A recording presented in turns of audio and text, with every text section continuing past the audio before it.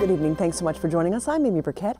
A day at the lake sounds like fun. Your kids buckled in, your kayak or paddleboard strapped to the roof, and off to your favorite watering hole.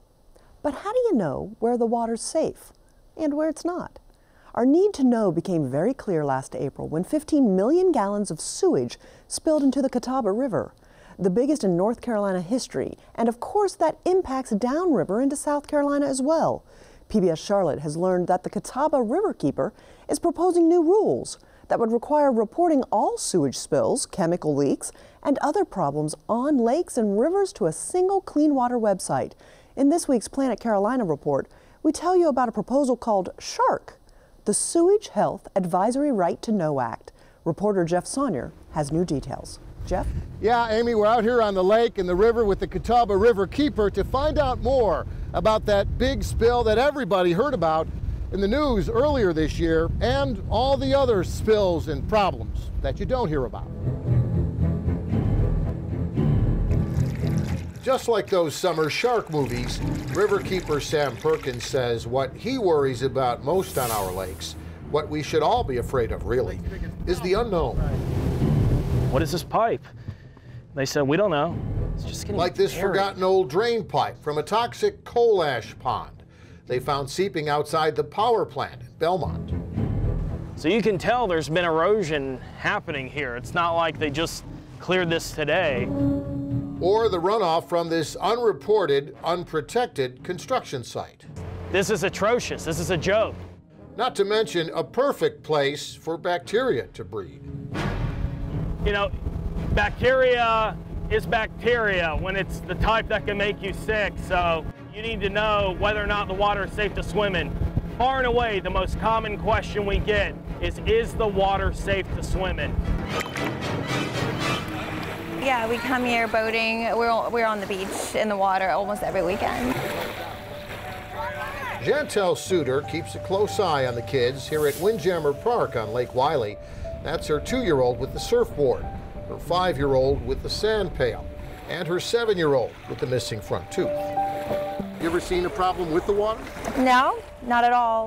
Like I said, we come here all the time, and the water's always, it seems to be clean.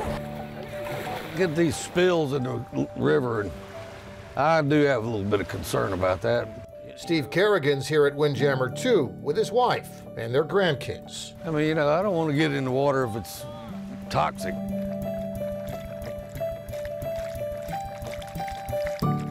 This is Long Creek. It was upstream here where the spill occurred.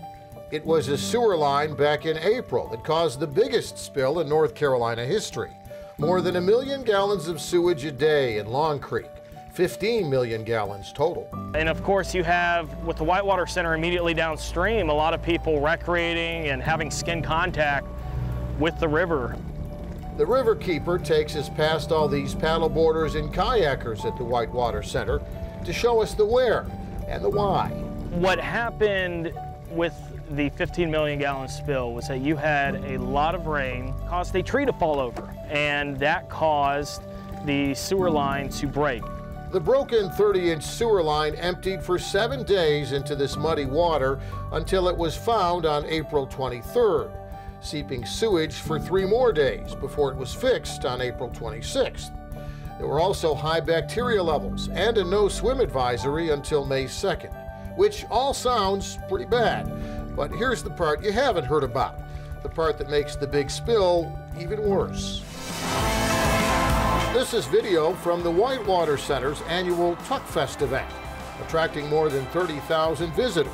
And this year, it was the same long weekend in April when the 1 million gallon a day sewage leak in Long Creek was still undiscovered, with events for swimmers, kayakers, and paddleboarders in the water just 600 yards away from a creek they didn't know was contaminated. Everyone deserves to know when that water is not safe for contact. Mecklenburg County says they do test for bacteria at the Whitewater Center's kayaking and paddleboarding area every month, but only from May to September, starting a month after this year's big spill. There aren't buoys put out. There's typically one sign that notes it, and you really don't know how far out that extends. At Windjammer Park in TKK, they test their water every week during the swimming season. And here at the YMCA's Camp Thunderbird on Lake Wylie, there's actually a Mecklenburg County water testing station right on their ski tower, where those swimmers are sitting. In other words, reporting and monitoring on the Catawba is a multi-state, multi-county mishmash that shows just how vulnerable the lakes and the people who use the lakes really are. There's not a single central place that you can go to find out when and where did a spill occur, and we want to change that in both state legislatures this upcoming session. It would be so simple to do. A map where you can show where a spill occurred, where there's bacteria monitoring and a no swim advisory. Really, the success story I want to highlight is Riverbend.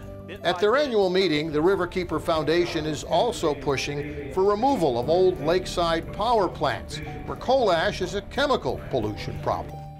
2 stacks down, 4 stacks down, half the powerhouse down, it's gone.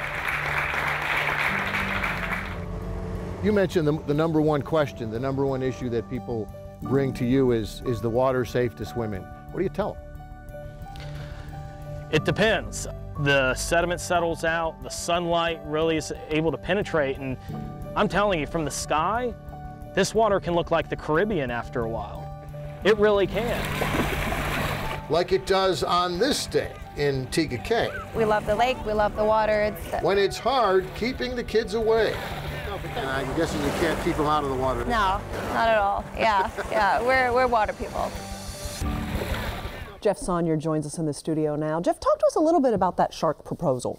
Well, what they're proposing, the Riverkeeper Foundation is proposing, is that both states work together to provide more information for the public. That's really part of the problem, not just the spills themselves, but not knowing where those spills are. And there's so much technology out there today that would allow us to simply go to a website, to look at a map, to know this particular spot is safe to swim in, this particular spot isn't safe to swim in. It's the same kind of system they have down at the beach right now in both North and South Carolina, but they don't have it in any of the inland rivers or lakes, and Riverkeeper's trying to change that statewide. In the story you talked about swimming and boating, but let's talk about drinking water. Should we be concerned? Actually, that's one place where there's a lot of coordination from county to county, from municipality to municipality. When there's a spill, they talk to each other. They know that there's something in the water that they need to be aware of. They up their game, if you will, to make sure that it doesn't affect the drinking water. And in this particular case, the big spill back in April, all the downstream systems that knew that this pollution was coming towards them, they were ready for it. There was never any suggestion that there was a problem with the drinking water, even though that toxic water, that polluted water was being filtered through these drinking water systems. Usually the technology is pretty good and the coordination between systems worked like a charm this particular.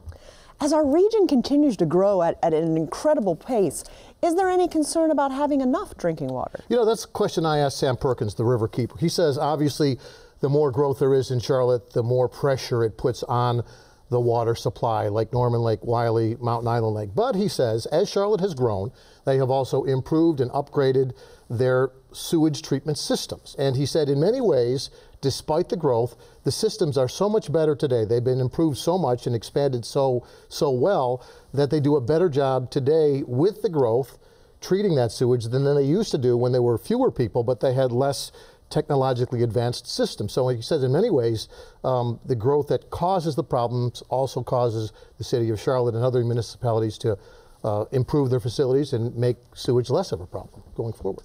We learned so much, Jeff. We always appreciate your reports. Thanks, Amy. If you have a story idea for our ongoing Planet Carolina series on the environment, you can email us at stories@wtvi.org.